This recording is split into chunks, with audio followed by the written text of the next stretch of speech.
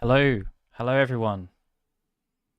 How are we all today on this fine Sunday? I am sweltering. It is quite hot over here in the United Kingdom. We're having one of our heat waves, which is delightful. So I'm gonna try and get through this as best as I can. But yeah, hopefully everyone can hear me. Everything's fine. Where are we all in the world today? Is there anyone else in the UK who is having to deal with this very uncomfortable weather? And that's always the thing that British people talk about, the weather. It's great. So, but yeah, it's been a little while since the last live stream. So we've got some questions that we're going to run through today from our Patreon and YouTube membership community. As always, if you have any other questions you want me to ask, I will try and answer some by keeping an eye on the chat if they're related to the topic that we're talking about. If there's any other bigger topics you want me to cover, feel free to drop a super chat and then I'll tack those in on the end afterwards. That's generally the way that it has worked and that everyone's appreciated so far. But yeah, other than that, I think we will just get straight into it with our book update. So it's now been over a month since the campaign for the Guardians of the Crystal finished. If you backed the project, thank you so much. It's been absolutely crazy to see how well it's done. If you haven't done so yet, then you still can. Late pledges are enabled. I'm just going to put a link in the chat right now if you want to go and check it out. Late pledges are going to be enabled for probably around another 4 to 5 weeks, I'd imagine. In terms of the state of the project, so the first round of edits has been done, the second round of edits has been done, and it's now been sent off to the book designer. That process can take quite some time, maybe around 3 to 5 weeks, depending on how many revisions need to be made. And from that point onwards, it's then a third round of edits to make sure that there's nothing else that's kind of crept in there that we hadn't intended. It's then getting a test print made to then check to see if everything in the internals looks fine on our final product. And then we go into production. So it's going to be a busy few months, I'd say. And then our plan is, yeah, very much still to start shipping out in October. September if we're really doing well, and then hopefully we'll have all of the copies sent out by the end of the year. That's our ambition at the moment. Everything is going according to the schedule, so unless things change, I will stick to the schedule. We'll stick to the schedule and we'll keep working towards it. So let's not waste any time. Let's get on to our first question, the meaty one that everyone's already talking about in the chat. This was offered up to us by Sheena TH on Patreon, who asked, which game in the Final Fantasy series do you think deserves a chance of being remade and which is in need of a remaster? This is a very meaty topic, not least because obviously there has been, let's say, some consternation within the community in the last couple of weeks around a certain remake that people hoped was going to be announced and then was not announced.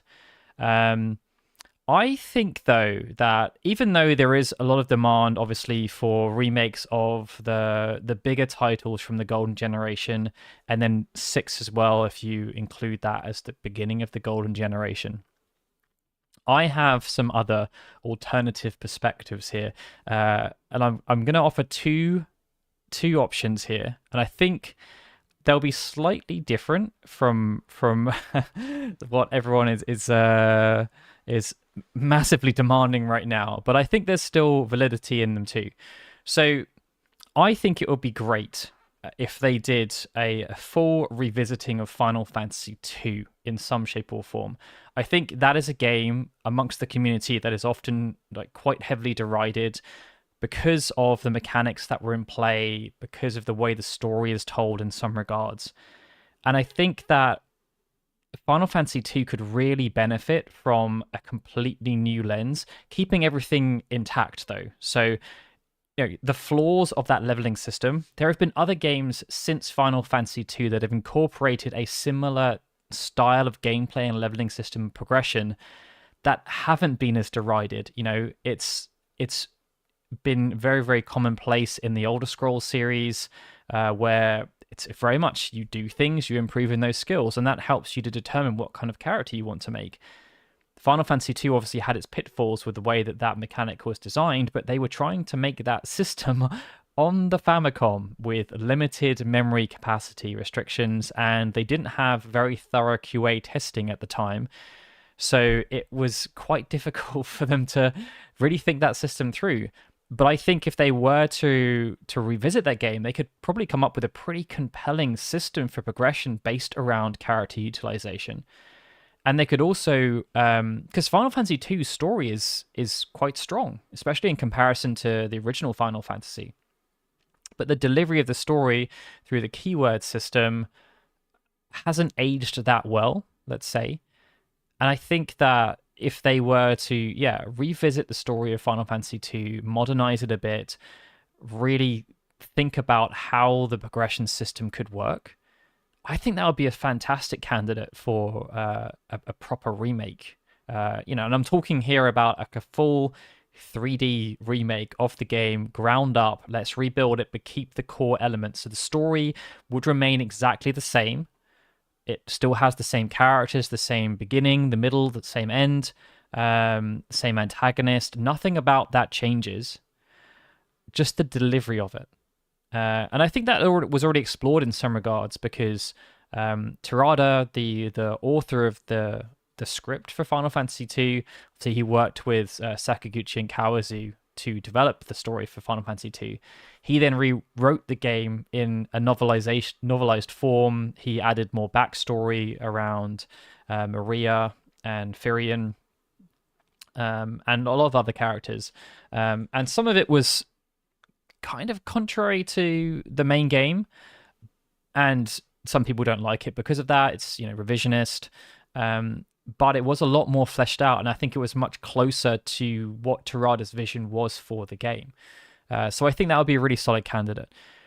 The other approach would be to pick up where they left off. Tetsuya Nomura has spoken about the fact that he was actually a little bit disappointed that they were working on a Final Fantasy VII remake because they skipped Final Fantasy V. And for many of the Japanese development team, Final Fantasy V was a really formative game. Until the release of Final Fantasy IX, Sakaguchi said it was his favorite game that they had released in the franchise. It was also the game where a lot of the people that we would consider now to be the Final Fantasy royalty in the development sense, that's where they cut their teeth. Kitase was involved with the story for the first time. People like Nomura, Minaba, I think Takahashi, they all really sunk their teeth into Final Fantasy V. And I think that would be a really interesting one for them to go back and revisit. And this is where things would get interesting for me, because they've shown with the Dragon Quest III remake that there is a significant demand for an HD 2D remake of a game that actually really sold well in the past. They've obviously explored that style now and really mastered it. In the Asano team, they've made many games in that style, and they had obviously explored it with Live Alive, and that ended up making that game sell more than the original. And the Dragon Quest III HD 2D remake has done phenomenally well. It's one of Square's best performing titles in Japan. I think it was Square's best performing Japanese release since Dragon Quest XI, some like 8 years ago. So, huge ceiling there in terms of the potential returns for them. And where I think they could do it really interesting, though, is obviously Final Fantasy V is very similar to Dragon Quest III in that Final Fantasy V was another one of the games that did not get released in the West during the initial period. It came much later, so it's down there with 2 and 3 as some of the least popular games. What they could do is treat Final Fantasy VI as Dragon Quest III. So they could do a standalone Final Fantasy VI HD 2D remake, and then do a Final Fantasy IV and V HD remake like they're doing for Dragon Quest 1 and 2. I think that would be a really, really strong proposition for remakes, because it's in that older style still. They've already kind of teased the HD 2D aspect in the Final Fantasy VI Pixel Remaster with one of the more complicated scenes, with the opera scene. And if they were to do it that way around, Final Fantasy VI is clearly the most popular of the 3 games. Final Fantasy IV and V are popular, but nowhere near as popular. If they package those 2 together, it would also give people a chance to check out Final Fantasy V in a new way. Slightly more modernized. I think the Pixel Remasters were okay, and obviously they've done very well from a sales perspective. But I think this could really, really help to re-engage those particular games in the franchise. From a remaster perspective, hopefully, also, what do you guys think about that? Do you agree with that? Would you like to see a full-on 3D remake of Final Fantasy II, just bringing everything up into the modern era, and then an HD 2D remake series for Final Fantasy 4 through 6? Curious to hear your thoughts as well. But yeah, from a remaster perspective, I would probably say Final Fantasy 13. I think it's the one.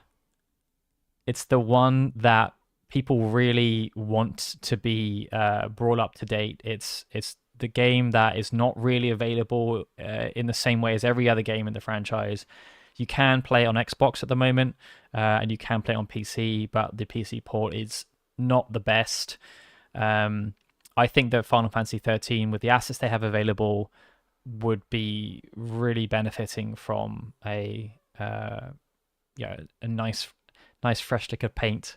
And yeah, they could tweak some of the different mechanics in the systems if they wanted to, fix some bugs, make some tweaks to gameplay, some adjustments. I think that, yeah, it's just, I don't know why Final Fantasy 13 has not been remastered yet in itself, in isolation, or as a trilogy. My suspicion is that because of the way that Square Enix operate, that most of the people that were involved with the Final Fantasy 13 series are heavily involved with the Final Fantasy 7 remake project, and so they don't want people to have their time split. The weird thing around that, though, is that obviously they did feel as though they had time to work on the Crisis Core deluxe remaster, if we're calling it that. So they can clearly make time if they want to. And I feel as though a Final Fantasy 13 remaster trilogy set would probably sell better than the Crisis Core deluxe remake. But obviously, they had an ulterior motive for the Crisis Core because they were hoping it was going to serve as another entry point for the remake project. They obviously hoped it was going to enhance sales for Rebirth. Whether it did or not remains to be seen. But I can see why they therefore were able to justify to themselves why they could work on that game, but not the 13 trilogy. But I think that's the absolute no-brainer for remastering 13. Okay. Next question. So this question is from the Cloud1113. They wanted to know, are there any videos on the channel that are super old that you would really want to redo? The answer is yes, there are. And actually, we've been going through the process of gradually remaking some of them already. So you may have seen it with the Evolution videos. With those, our style has just changed so much since we introduced them. You know, it was a good 7 years ago, I think, that we did our first Evolution type video. And when we did them, our research wasn't quite as diligent. So, for example, the first one we ever did was the evolution of the Warrior of Light, and we didn't include the MMOs in them because at the time uh, they were still like Final Fantasy 14 was still on the up, but they they just weren't as kind of mainstream as they've now become, the MMOs. So people still in our videos now will comment negatively if we include Final Fantasy 11, for example. Things, the opinions are softened on 14, but 11 is still has that kind of negative association with it.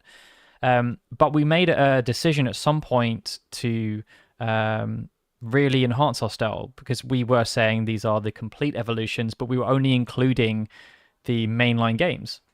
And so we decided to try and include as much as we could within reason, because there are obviously a good 100 or so Final Fantasy games, and some of them are just, because of preservation, you can't even access them anymore. And trying to procure footage for them for the purposes of the videos becomes very, very complicated. So sometimes when we don't include all the games, it's just because we can't find footage or anything that showcases what is supposedly in these games. But obviously, we started off doing summons a long time ago, and Bahamut, Ifrit, they both had mainline entries. Shiva was another one. And Super Bosses was a conceptual evolution that was only mainline focused. So we've redone all of those so far. So yeah, we've done a remastered version of Ifrit to include all of the major games. I think it was double in length. Bahamut was even more than double in length, the one we've just published a couple of months ago. Super Bosses was, I think the original Super Boss Evolutions video was maybe about half an hour, but the new version was around 3 hours.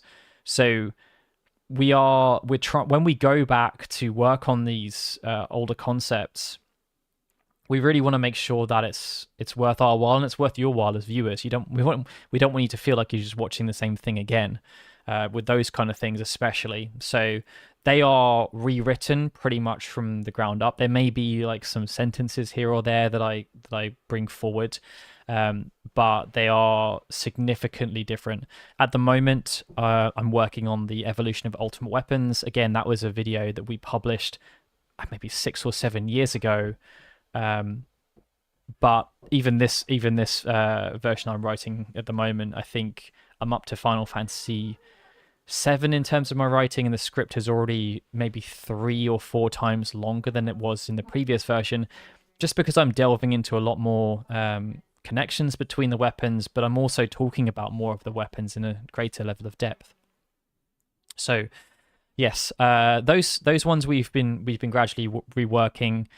We've also been remastering some old list videos. Again, list videos don't quite have the longevity of the Evolutions videos, so people will generally watch those within a shorter period, and then they'll go and watch something else. So we've been remastering some of those. We've only done 2 so far. We did a Final Fantasy X facts video where we compiled the 3 previous ones into one bigger list, but again, we rewrote the majority of it. If there were any kind of discrepancies or corrections that needed to be made, I redid that. Redid all the voicing. We redid all the video editing too. People seem to really vibe with that approach. I don't think I saw one comment on the Final Fantasy X facts video saying, "You've already posted this up. What's going on here?" Because yeah, I mean, a lot of them were posted 4 or 5 years ago, and our subscriber base is now significantly larger than when we posted them up originally. We've also I've explored the Origins videos. I really want to redo the Sephiroth and Cloud Origins videos. They are almost 8 years old now. As someone has pointed out, my narration style and how we create content is very different now from when I pulled those together. But those videos have over 1 million views, and to some people that's Final Fantasy Union. That's what we are. I know so many people that came into the channel from the Origins videos, the series that we used to do. And obviously we stopped making those videos some time ago. But I would really love to redo them at some point. It's kind of that thing though with, I don't want to peddle Square Enix. It's if there's demand. There hasn't been that much demand for Origin style content. It's one of the reasons why I stopped making them. I also just wasn't enjoying them as much previously. But yeah, I would like to redo those, but it's just difficult with the remake project. We have no idea how the story is going to conclude. I have no idea if that's going to change anything in relation to the original game. So I'm kind of holding off with that, but I would like to redo them at some point. All right. Next, we have a question from Gregorith Beolv. Gregory wants to know, if Lauren and I were dominants, which summons would we be associated with? Actually, I'm really curious here. I want to know, based on what you know about me and Lauren, which summons that you think we would be the dominants for. But after racking my brain, and Lauren racked her brain as well, we came up with some good options here, I think. Option number one for me is Alexander. I think that Alexander would be a great pick for me because the lore of Alexander is pulls from multiple sources. There's lots of research involved there. There's both the mythological roots in terms of the Gates of Alexandria, but there's also the in-universe, because it was kind of a nod to the Babel from Final Fantasy IV. It's also a big bastion of defense, and personally, like when I used to play sports as a youngster, whenever I was playing team sports, I would always take up defensive positions, or I would be a goalkeeper, for example. So I think Alexander is a pretty good fit for me. For Lauren, this one I think is even better. So Lauren would be the Phoenix, because she has this amazing ability to reinvent herself. And someone's just said it at the exact same time. Saladin Boss, there you go. Lauren is the Phoenix. She just is. She has these healing properties, the flames of rebirth. And she, yeah, I mean, I have so much respect for her because of the way she's been able to reinvent herself. She's now working in the video games industry on loads of different games. You know, a couple of years ago, she would never have even imagined that was possible. Obviously, she used to be the primary video editor on this YouTube channel. She's gone through so many different phases of her life. She's obviously been a TV presenter, interviewing like really cool voice actors and game development people. She's very adaptable. So yeah, Phoenix for Lauren. All right, okay, next one. This question I actually struggled with a little bit. So it's from Ash on Patreon. They wanted to know which mythos, or I'm going to say mythos, but in the context of Final Fantasy 16, of course, it would be mythos. Which mythos or lore from our world would you like to see in a future Final Fantasy? So I don't know, is the honest answer. I think that it's hard to think about this without relating it to existing laws that have already existed within Final Fantasy contexts. I think it would be really fun for them to explore Final Fantasy X in like the aesthetic there. Obviously, it was very Asian influenced. They haven't really gone down that route again or beforehand. I think it would be really fun to see them re-explore that, because it was. I think Final Fantasy is, synonymous with having the blend between that fantasy-based like swords and shields and magic and castles, but then also having crazy science fiction stuff. It's been there ever since the beginning. Also, hello, Night Sky Prince. We must bow to your presence, or King, as you are called on some social media platforms now. I think 10 would be a great one to explore because it had that it had that blending of the classic fantasy with the technological fusion, but it also had the lore based reasons as to why technology is kind of prohibited, which was quite fun. Um, so yeah, I think that if I wanted to see them explore something again in a future Final Fantasy, that would probably be it. I think it would be really fun to explore that. All right. The next question we have is from Bring It On Batman from YouTube memberships, who says or asks, I would love to hear more about the upcoming book. What's your favorite bit that you think is going to be a hidden gem? Thank you for the question. So I think that so from my perspective, I've honestly loved diving more into the Evilisian Espers. I think that when Final Fantasy 12 came out, I think it was difficult for me to really appreciate or understand the Espers because I didn't have the context of Final Fantasy Tactics because it didn't come out over here. So I had no idea what these things were, why they'd replaced the summons that I've become so used to. And I've really loved. So we're working on the Final Fantasy Tactics timeline at the moment. It's given me a whole new appreciation for the Evilisian Espers, and I've tried to inject that into the book.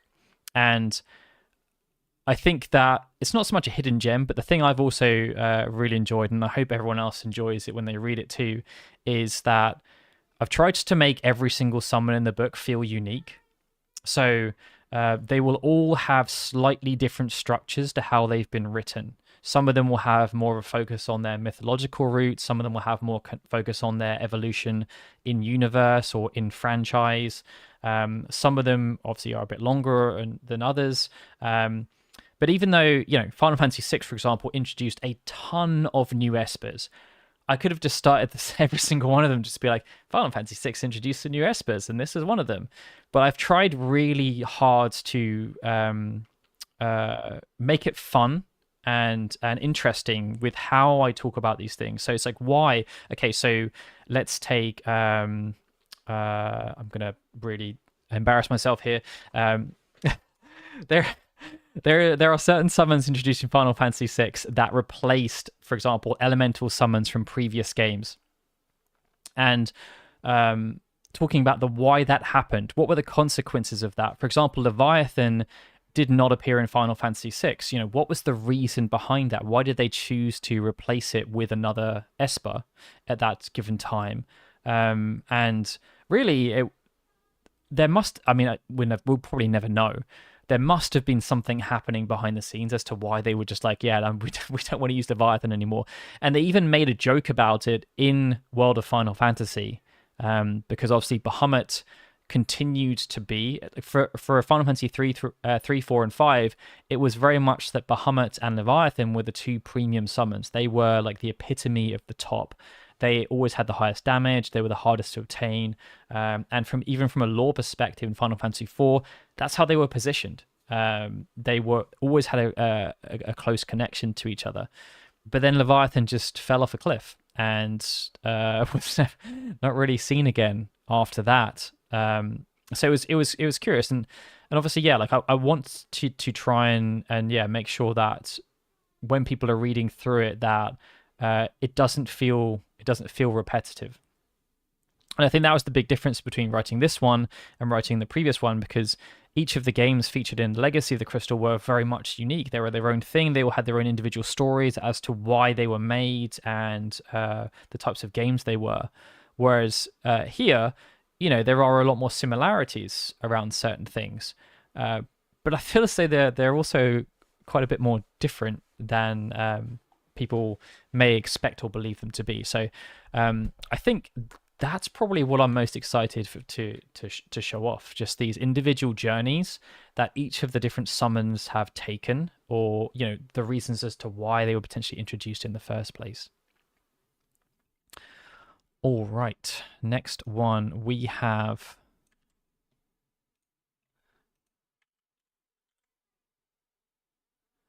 Renzakuken 8.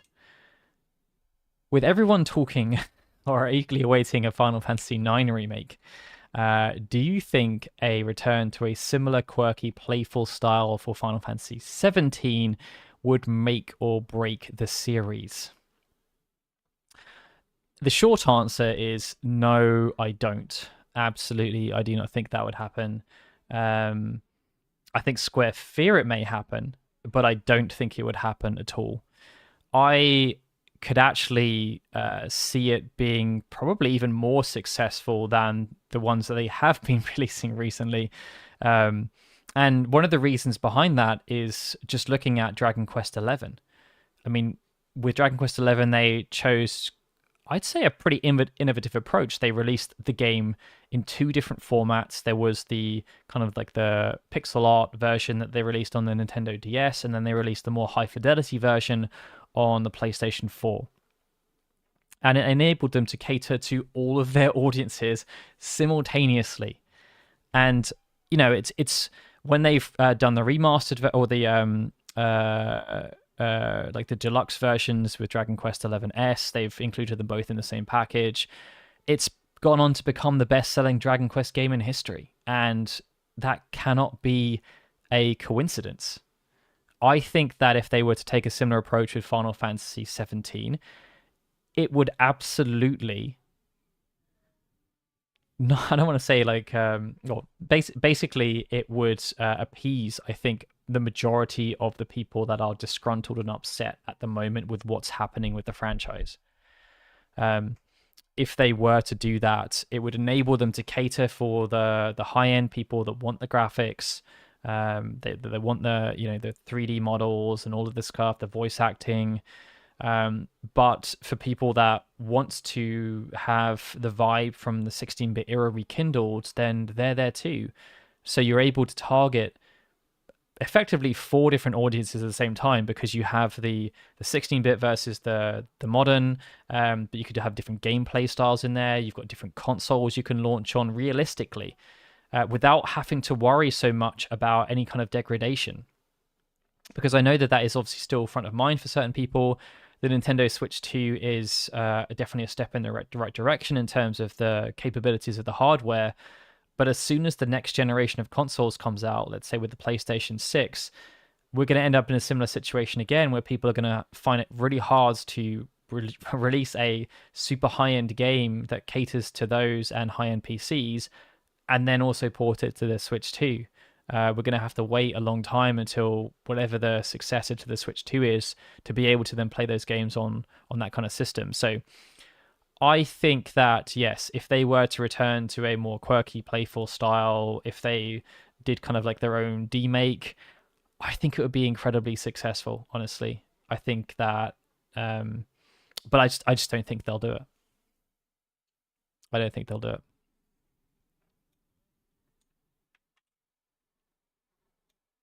Which is a shame, but it is what it is. I also do want to say that, yeah, if anyone has any additional questions they want me to answer, feel free to shove in a super chat. I might actually put up a little goal here. We'll put in one super chat. I'll answer more questions and elongate the stream. The stream will go on longer. All right, cool. Okay, so the next question we have is... Also, thank you very much, Light Darkness 13. Thank you for subscribing to both Final Fantasy and Kingdom Hearts Union. Kingdom Hearts Union is currently in its dormant state, but it is planning to be reborn towards the end of the year. We are building up a backlog of content, so we won't do what we did last time and the time before that, hopefully. Okay, this question is from Ash again on Patreon, and they wanted to know, who is the best pet animal or Moogle companion in your eyes? This is always a really easy one for me. I'm going to split it into two, though, in terms of like what's my favorite companion pet animal thing and which is my favorite named version. Moogles and Crystal Chronicles are just a different breed. They are pretty special in my eyes. They are just a massive ball of puff that float around, and I love them. It's one of my favorite things about Crystal Chronicles. That and the baby lilties are amazing too. So if you haven't played Crystal Chronicles, don't play the remaster because it is not very good, unfortunately. If you have the chance to play the original GameCube version with the Game Boy Advance connectors, absolutely do that. And you will see the delightful Moogles that are there. Amongst the Moogles, though, there is one that stands out for me, which is Stiltskin. Always running around in his leopard print outfits, providing useful information. I think of the named Moogles, he's probably my favorite over the years. And yeah, people are obviously like pulling out some great ones as well with Torgal, Interceptor. Angelo's a good shout as well. But for me, it's Stiltskin. Always will be.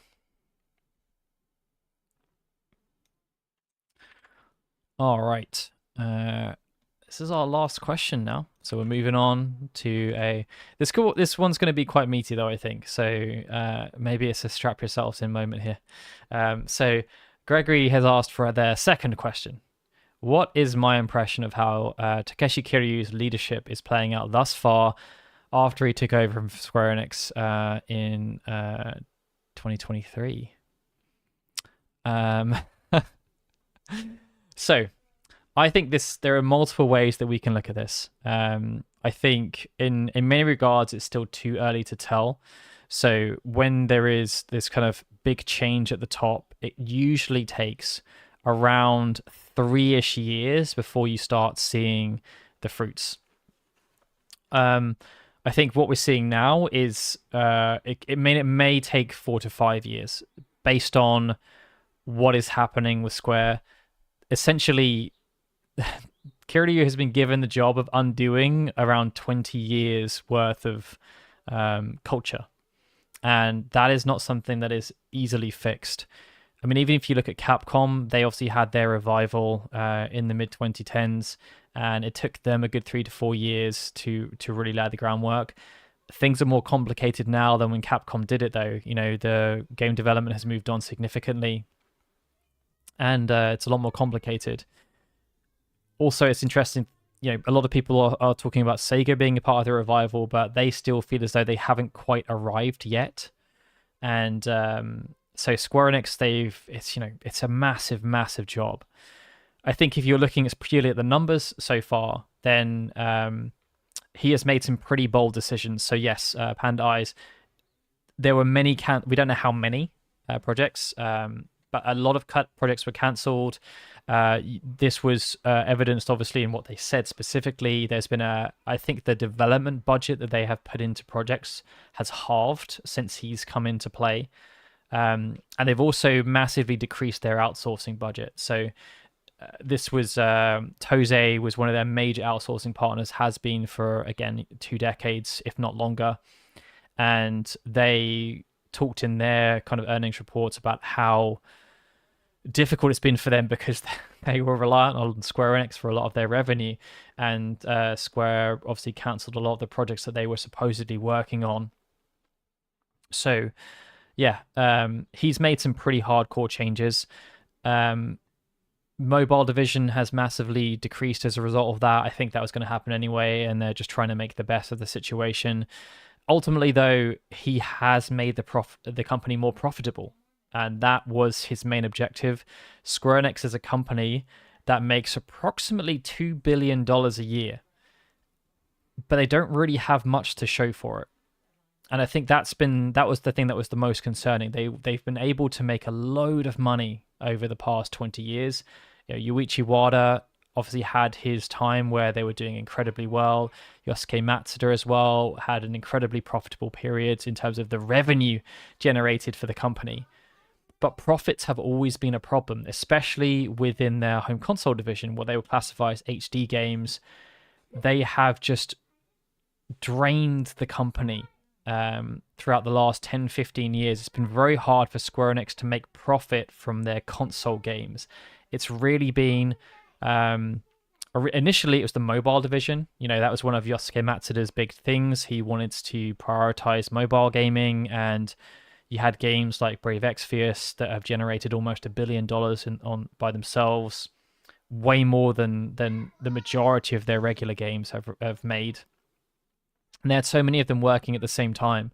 But that that well is drying up pretty quickly for them. Obviously, Final Fantasy XIV had a massive resurgence for them, from Stormblood onwards. That helped as well. But Dawn Trail is going through effectively a pretty rough patch, and we'll see probably during the earnings report next month how rough that has been for them. But ultimately, the ACT division has become more profitable. The company has become more profitable. And even though their revenue is decreasing, the profit they're retaining from that revenue has been increasing. So they obviously don't want to be in a situation where their revenue is decreasing for too long, because that doesn't necessarily bode too well. Because in this business, the more you can invest, the more likelihood you are that you're going to get the eyes that you need to keep the company going. But profitability is obviously very important for them. And the hope is that he's laying the groundwork now for whatever is going to come next. I'm not going to talk in fiscal years here. I'm going to talk about calendar years. So calendar year 2025, the year we're in right now, I think is where we are seeing, I guess, the consequences of his actions when he first took over. Because I don't know if Killer Inn is planned to release this year. I don't think they've announced a release date.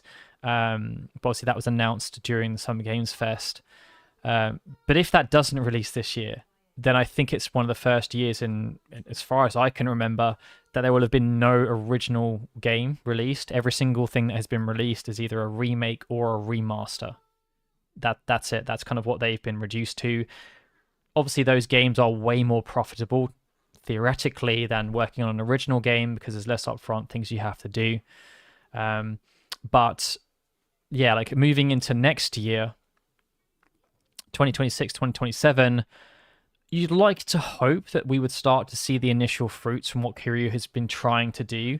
The games that do release in 2026 and 2027 should be of a higher quality, of a higher standard. I think that since he's taken over as well, there was a kind of a meme about Square Enix. Generally, every year they release a game that is an absolute stinker. Obviously, we had Foam Stars last year, but that was right towards the beginning of the year. And maybe it was one of those projects where they just hoped that it was going to pan out. They didn't want to cancel it. But I'd imagine there were, Quiet Man, Left Alive, Balan Wonderworld. There have been so many of those games released over the years. Babylon's Fall, another one, that have just not been very good for the reputation of Square. And I think there is definitely a fear now that when people don't know what they're going to get when it comes to Square working on a new IP, and that long string of producing really bad original properties has hindered them. I don't know what the overall sentiment is around Killer Inn at the moment, so it'll be interesting to see how that does. But yeah, I'm really looking forward to seeing what happens in the next 2 years. I think that, the quality of the product that we receive should be higher. Honestly, I think one of the games that will have influenced Kiryu more than anything else that released in the last couple of years was that Dragon Quest Infinity Strash game, because that was a game that was leveraging a strong IP, and they just really dropped the ball on it. And it was brought up in shareholder meetings. Kiryu had to address it. And he kind of said in his response, like, never again. Like, never again are we going to embarrass ourselves in this way. Because Dragon Quest is a premium property. It should not be a game that is getting, like, reviewed terribly. Not because it's bad technically or anything. It's just a bad game. And they shouldn't be doing that with that kind of IP. So I'm hoping that moving forward, they'll be a lot more diligent around what they do, the IP management, when they work on new properties, that they're good. But I don't think we're going to see the real, true fruits of what Kiryu has put in place until we get towards the tail end of this decade, which is still some time away. And I'm talking here like 2028 through to 2030. I think those 3 years are where we will start to hopefully see kind of like the Square Enix glow up that Capcom went through. That's my hope, at least. Now, the red herring is that obviously hopefully some of you are aware, or maybe not, that there is a Singaporean investment company that have been increasingly buying shares in Square Enix because they believe that Square Enix is a poorly run and weak company that should be maximizing its value much more effectively than they are. They've done this with many other Japanese companies. They've targeted them specifically, and they haven't shown their hand yet. But they are now the second largest shareholder of Square Enix, and it's going to be very interesting to see what they do because that could have massive repercussions. They are very public about what they want. They have made 250 slide presentations for other companies that they have invested in heavily, talking about what they want to see changed, and this includes changes at board level in terms of who's on there, the types of games they're making, basically how the company's being run in the other cases, because they're like steel companies and technological companies, so they don't make games. But I'd imagine with Square, that's kind of the approach they'll be like, looking at revenue distribution, all these different things. So it's going to be very interesting to see